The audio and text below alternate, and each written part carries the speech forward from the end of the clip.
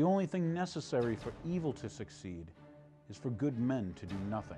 It's important that people wake up to what is going on. It's time that we read the Constitution. It is error that needs the support of government. Truth can stand alone. That was given to us by Thomas Jefferson.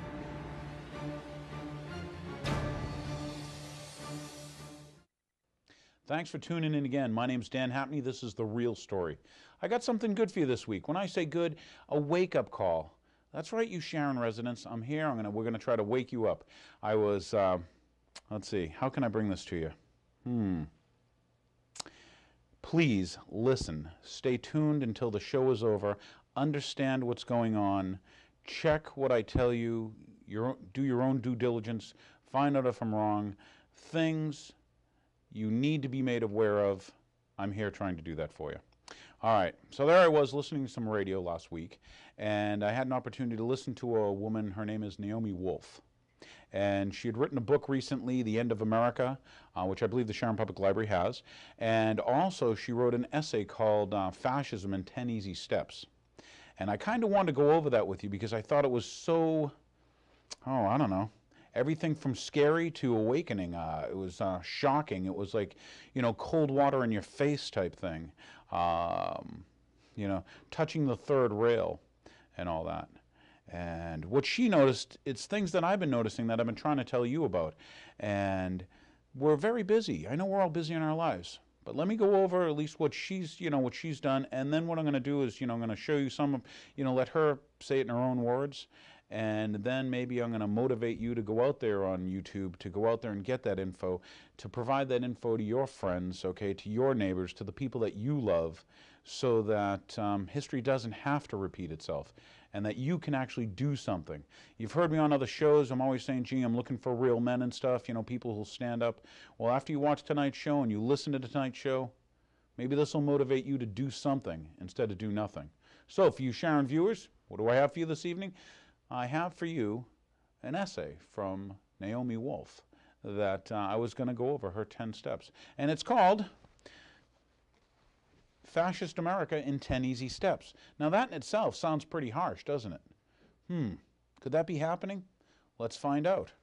Well, like I said, there I was. I got to listen to her on a radio broadcast. And the radio broadcast was Alex Jones. Alex broadcasts out of Austin, Texas. And as it was, wow, I was floored by what I heard, and especially the talk between them.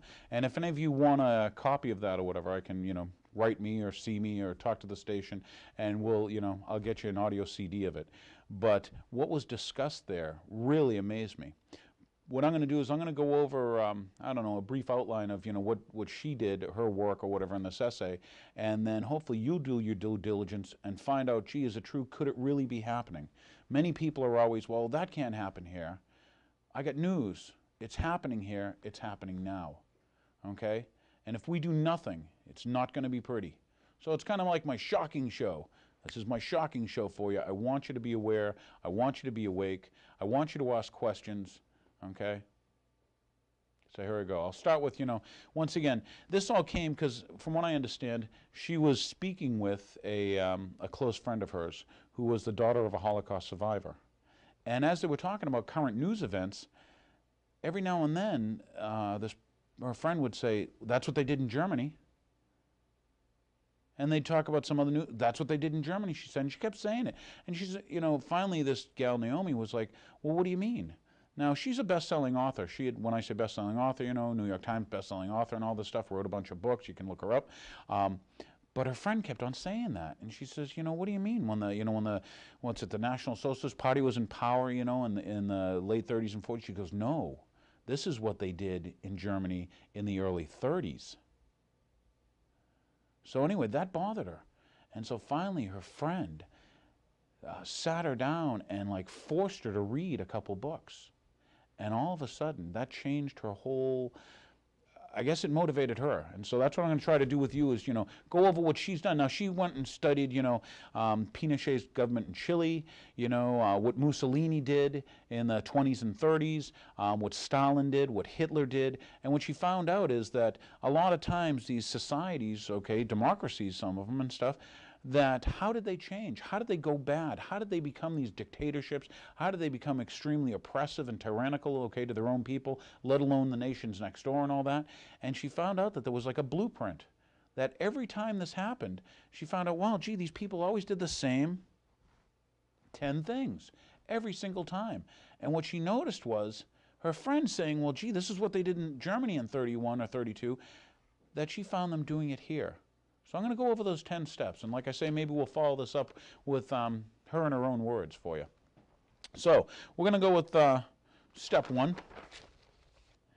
Invoke a terrifying internal and external or inner or external enemy, whether it's real or imagined, okay, and then utilize it. When I say utilize it, this is where the people that wanted more power would utilize an event, okay, that terrifies everyone. We've had ours. I mean, we remember, you know, September 11th, and even heighten it or, you know, feed it like a fire. You know, there's the red level, the green level, the orange level. Everybody's got to get checked at airports, okay? We all got to have these special IDs. You know, we got to have cameras and all this stuff. Well, once again, many times it's hyped by the people. Pinochet, I guess, you know, down in Chile, he had what? He had like Plan X or Plan Z. Hey, there's people going after you. When I say Plan X, Plan Z, he said there were actually insurgents. It was a real threat. When I say insurgents, they were like terrorists in the country. It was a real threat. But he made it bigger with false documents. Where have we seen false documents? You know, recently in the past 6 years. Also, you have, I mean, let's go over it. You had your, your communist threat that Hitler was going to fight because someone burnt down the Reichstag building. Okay, so all of a sudden there's this threat. We've got these communists, we've got to fight them, so we need all these powers, you've got to give up all your rights. Remember, Germany in the early 30s was, you know, it was a happening society. They had art, they had music, okay? They had scientist technology, they had all that, you know, they had, you know, gay rights groups, they had, you know, democracy movement people. I mean, they were a pretty cosmopolitan society. How did they turn, you know? Once again, all of a sudden there's a threat. Okay, and then they use that threat, okay, to cut back and hold down and create, okay, the infrastructure they needed to control society. And after the control was in place, things were not good. But anyway, once again, the first thing is to invoke some kind of, you know, threat. And this, dictators have done it all through the ages. All through the ages, they've turned around and, you know, we've got to all band together. It's like nationalism. We've got to start doing things. We've got to do it this way. Everybody's got to check. Everybody's got to sign in. And so, anyway, I'm going to go over. That's number 1. The first thing was there has to be some kind of threat, and this threat has got to be, you know, something you got to worry about, okay? We had to worry about, you know, Saddam with his weapons, and it turned out to be a lie.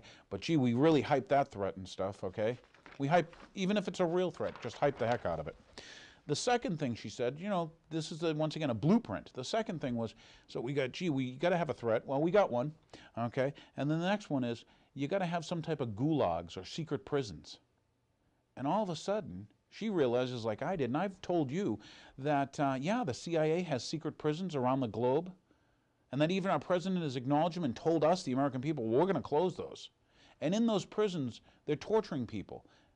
You know, once again, Americans torturing people, is that what we're about? You know about Guantanamo, and what you know is the lighter side of it. When I say the lighter side, it was a lot worse than they ever told you. But they weren't going to tell you, were they? But when you start having secret prisons and you start allowing torture, not only is it bad and it's bad for society and it's the wrong thing to do, okay, but you're also evidently training people who will put up with it because somebody's doing that torture, okay? And the fact that, gee, well, it's okay because they've got brown skin, it's okay because they believe in something else. And when you find out that all that was a lie, okay, we should wake up. Secret prisons and torture is not good. Okay? So once again, step 2, they said, well, secret prisons. Well, gee, we have those. We have them in other countries where the people don't get representation, where they don't get the rule of law, and they are being tortured. They've been caught doing it, folks. So once again, step 2. Kind of strange, isn't it? All right, so anyway, not a good thing. I'm sorry for being the person who has to wake you up to this, but there's your step 2 if you want to take out a democracy or change a society and turn it into a fascist state. All right. The next one. Gee, she's got it as like develop a thug caste, or what she, you know, the way I look at it is almost like a private army, someone who's not answerable to the people. Well, recently, who's made the news on your television? Can you name that group? I can tell you about a group of people, a private security agency called Blackwater. It probably has, upwards of 100,000 plus people in Iraq who've now, what, shot 17 innocent, unarmed civilians just the other day. And what's the State Department's covering their rear end saying, oh, you can't go after them. And they're working and, their business plan, and they just got $1 billion so that they could work here in the United States. So here you have a paramilitary force, not answerable to anyone. Think about it. Step 3. Where are you going to get those thugs and how are we going to use them? You realize during Katrina, right, the whole debacle of Katrina? Well, who was hired down there? Oh, that's right. They had Blackwater down there. Wow. So now they're, in the United States, okay, basic thugs, wearing black, got the flak jacket, got the automatic weapon. Hey, we have enough law enforcement. Why are we farming this out? I mean, Rome had their Praetorian Guard, right? After he goes across the Rubicon and puts himself as emperor and stuff, what did Caesar think of? He thought, oh, I should have my own guard force, okay? He's not the first. Who else had paramilitary forces? Well, once again, you go back to Germany. All of a sudden, you get the brown shirts, where they go and they beat people up. And this is before the Nazis come into power, before they even, have the power. Mussolini had his black shirts, okay? Groups of men who'd go out at night, go grab someone, beat them up in somebody else's cellar, and that was okay. They even joked, when I say joked about it, was in the papers in Germany in the early 30s. Because, of course, these were the people on the fringes of society. Aren't you glad you're not on the fringe of society? If we accept this, it's kind of like our television shows telling us that torture's okay. 24 is a big show nowadays, okay? Terror's the threat, and torturing children, that's okay if you watch 24. Well, I'm telling you, it's not okay. It's asinine, and the people selling it to you. You got to ask yourself, why are they selling you that? So anyway, I'm getting a little bit, somewhat passionate for your lens here, but what you got to understand is when you start getting a paramilitary force that's not answerable to the people, it's time for concern. This is not good. So anyway, she identified that. Step 3, all of a sudden we have, a thug cast, okay, and we're going to put up with it because people wouldn't put up with are you going to listen to someone tell you, this and that? No, it's going to take some goon with a gun, okay, because you're not going to put up with it and say, well, gee, I got rights, I got the Constitution.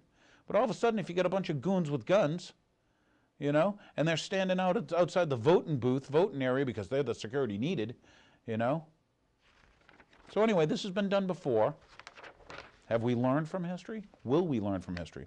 Well, anyway, the next one is, it's to set up an internal surveillance system. Well, folks, did I tell you that they were wiretapping your phones without warrants? Remember that? They got caught. They lied about it. Said, "Oh, we're not doing that," but they got caught doing it. Then they got caught watching, the money transactions. We got to do it because there's threat, and so we've got to watch every, dollar you spend, everything you do, and banks have to report if you spend $1 or you deposit $1 or you take out $1 and all this stuff. And now, when you go on the highway, gee, are we watching you with the cameras?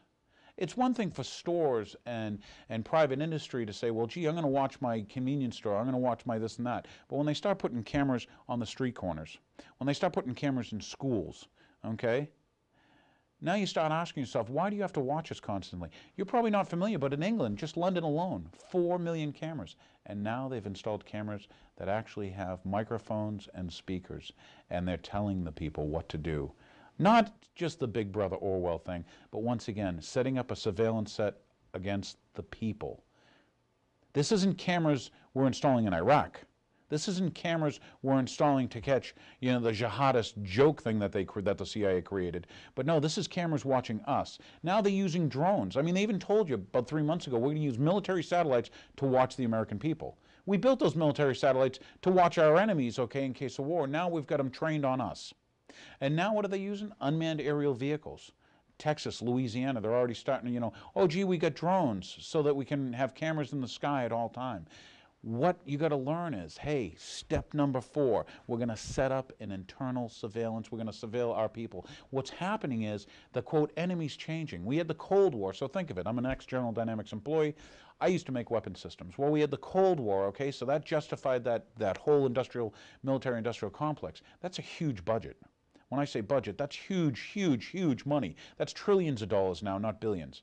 And so they had that enemy, and now they go and they say, well, we got these Arabs as enemies, or these Muslims, or this, fanatical stuff that they created, Okay, when I say they, the CIA created. Just because we have crooks in government doesn't make government bad. But the thought that they keep on, you have to have this enemy. We have to create enemies if we don't have one. So all these companies that made all their money, okay, selling nuclear submarines, intercontinental ballistic missiles, bombers, fighter bombers, okay, let's get straight. Landmines, okay, poison gas stuff, all this.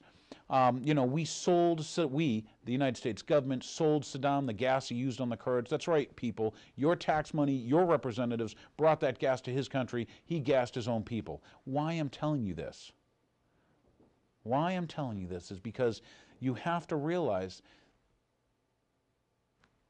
it's you who are going to make the difference. It's you who've got to stand up and say something's wrong here. But the enemy change here, we're changing the enemy from being external to being internal. And who's going to profit from this? Is it Lockheed, by the way, who makes your traffic cameras? Originally, we're putting traffic cameras up on every traffic light so that we can stop the people running through red lights. Then you found out that Lockheed programmed the yellow light from 4 seconds to 2, and then all of a sudden that camera's generating $1 million per intersection. What are you going to argue with the camera, with the judge in court? What's important is, gee, why would we have to surveil you at every intersection?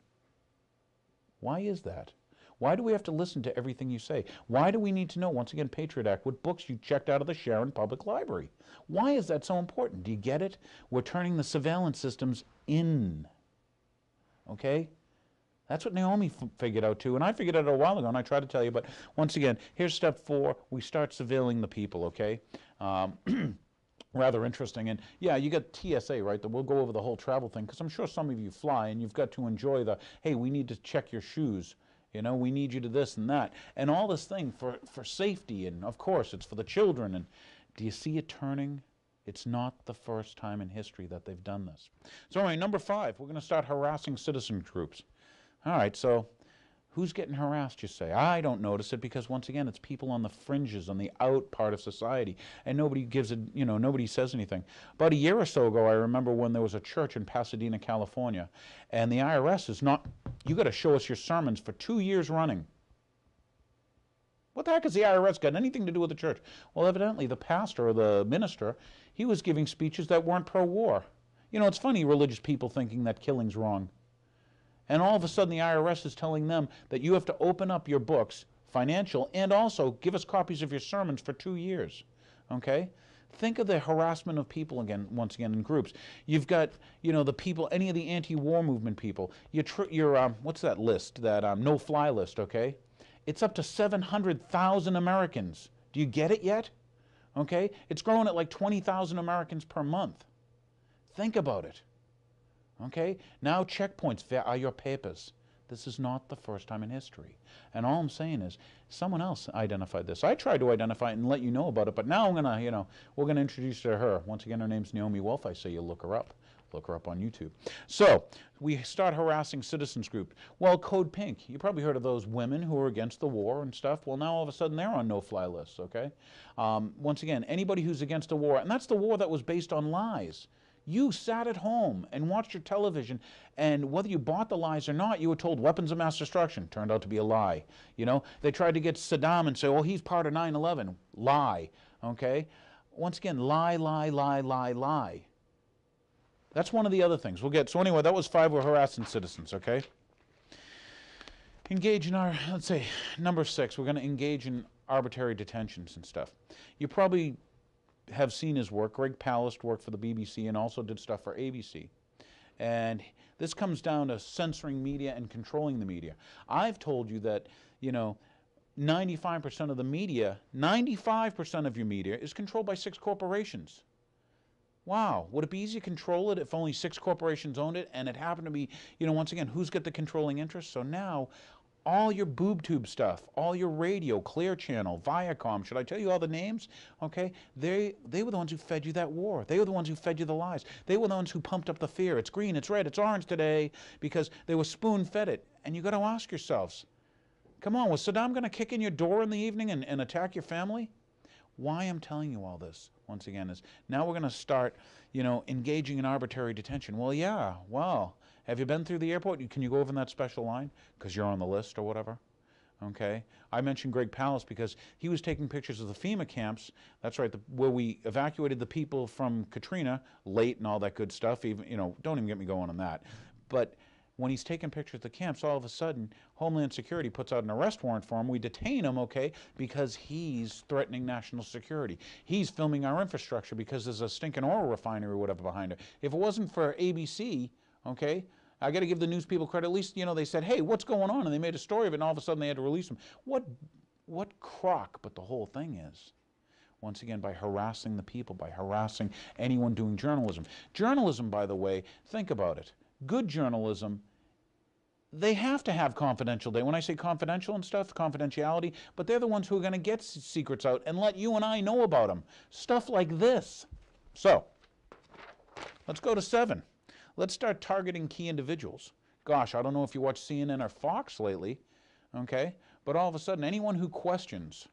Now, once again, a good open democracy, hey, if there's a crime committed, 9/11 being a crime, okay, that asking questions about the crime shouldn't be wrong. In a strong democracy, when I say democracy, we're a republic as far as the country goes, but in a strong society, asking questions about a crime shouldn't be a crime.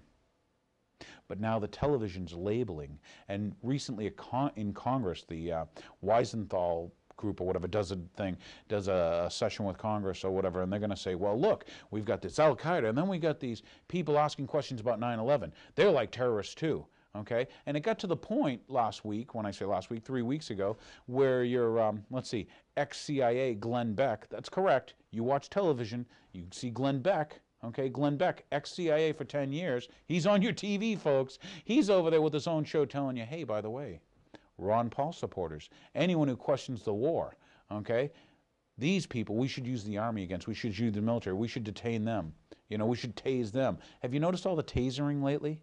Do you get it? The thug caste, the police state. We're tasering people who ask questions of John Kerry. We're tasering pregnant women. We're tasering women in wheelchairs. We're tasing people to death. Do you get it yet? Do you understand the psychology thing that's happening here? It's not the first time in history. Don't you remember back in history they beat up people? Back in history they had show trials where, you know, anyone who publishes anything against the government, okay? And by the way, if it's against the government, is it now treason? And what's the penalty for treason? And these people on television are saying anybody who asks questions, they're treasonous. They're helping the enemy. The fictitious enemy created, the enemy that we know that has been, you know, it's been told to us 15 times. This was started by our CIA, okay? But where I'm going, enemy. False enemy. The whole thing's false. Okay, I got probably about, I'm going to go through the last ones fast because I want to get you to some amazing information I found out, you know, through her research. But anyway, let's go with control the press. Gee, okay, step number 8, control the press. Like I said, there's only 6 major corporations control 90% of your media. Do I sound upset about it? Okay, gee, can I control the press if there's only 6 companies? Do they determine what gets on and what doesn't? How much Ron Paul do you see on television? He's raised more money in one day than anybody else. He's got more military people behind him than anybody else. He's trying to defend the Constitution, but you never see him on your tube, do you? And when you do, let's use words like kook, conspiracy, nut, fruitcake, Luke can't win, no chance, no hope. They've lied to you about getting you into wars. They've lied to you about spying on you, okay? They've lied to you. Your media, you got to tune on this channel, okay? Stick with the alternative media. Maybe you'll get some truth, okay? So, what else can I tell you? All right? Dissent equals treason. Well, I covered that briefly, okay? Where, once again, your major media, your CNN, your Fox, okay? The major liar stations, okay? Anyone who dissents, now Ron Paul supporters, are terrorists. You with me? Anybody who wants the Constitution, wants to defend the Constitution, you're a kook, you're not, you're a threat because you think the rule of law, the Constitution, the Bill of Rights is important. Hey, this may not, you know, sit back on your couch, do nothing, but at least someone told you, you know, there's 10 steps that usually go down, like a blueprint. It's happened 18 times in history. We teach it at the School of the Americas, and yet, what are you going to do, turn me off afterwards? Maybe you can do that, okay? But you should think about what you're getting by doing nothing. This is not the time to do nothing. So anyway, yeah, dissent equals treason. Don't you love that? Where have you heard that before? Okay? You know, Stalin had sleeper cells. Did you ever hear the term sleeper cells 6 years ago? You know, and now, oh, there's sleeper cells. We, you know, once again, this fake threat garbage. Really irks me. All right. And then last but not least, and I'll go over other stuff, and that is suspend the rule of law. Okay, well, hey, how do you know about the executive orders and what they've been passing for laws lately where the president has all power? The executive branch is getting all sorts of power, okay? We were supposed to have 3 branches of government, keep self-checks, but now that's not happening. And here's the part, I want to rain on your parade with some information today, okay? Here's my rain on your parade information. Sit down in your chair, listen closely, I'm serious. Well, we got a president now, G.W. Bush. Isn't the W for Walker? Okay, we'll go into the Walker family in time, you know. That's right, Whit Walker III was in charge of security on 9/11. And, well, I'm not even going to go with the security companies who were in charge with the airports at 9/11. But what's important is, okay, your president's George W., a cheerleader from Yale, sells you he's a Texan, okay, becomes your president. Well, let's find out about his dad. Hey, his dad, that's right, he was president. He was vice president and director of the CIA and worked for the CIA for years. Gee, the CIA keeps coming up. I remember Iran-Contra. That's right. I remember Noriega. I remember drugs for money and guns. Okay? Do you remember all that? Okay, let's go back even further. George Bush's father's father, Prescott Bush. Prescott Bush was involved in a coup attempt to take over the United States of America. Check what I'm saying. Congressional record. A Marine Commandant, Smedley Butler, I believe, testified to Congress that he was approached by specific bankers. Well, that's right. Let's find out about Prescott Bush. Okay, George's grandfather had his assets frozen because he worked for Brown Brothers Harriman, the Union Bank. Remember Union Carbide? The largest funder of the Nazis and a huge Nazi, run by a huge Nazi industrialist, all during the war. So that's why in 1942, the United States Congress froze his grandfather's assets. Did you hear what I just said? So the guy who's your grandson of your president, you say, well, gee, sins of the father you can't put upon the son. But think about it, folks. His granddad, assets frozen for being a Nazi banker in the biggest in the United States, okay? Named by name. His father, CIA for years, director of CIA, president, you know, running the show. Okay, his buddy the Clintons, you know, we think there's a difference because Republican Democrats going to solve the problem. But once again, that's his dad, ambassador to China. Where's everything made? How do the Chinese treat their people? Okay, now he's president, and they're gearing us up for the next Clinton. But what you got to understand is, I'm not going to say he's guilty from association because his dad was bad, okay, and his granddad was a stinking Nazi. But that's right, you people in Sharon. Find out for yourself. Find out Smedley Butler. Find out congressional testimony. Find out, you know, freezing, you know, Prescott Bush's assets. This is not a lie. This is the truth. But when the grandson starts doing, okay, what the Nazis did in the past, it's time for you to wake up. And the solution isn't go, hey, let's go get the media's choice Hillary Clinton, okay? Because can't you get it? They run both sides. They got you thinking there's a difference. You have to research this. You have to do something. So I'm going to be calm now. And I'm going to tell you. Folks in Sharon, wake up, do something, get real. All right? I'm sorry I had to be the one to bring it to you, but the major media, the networks, aren't going to do this.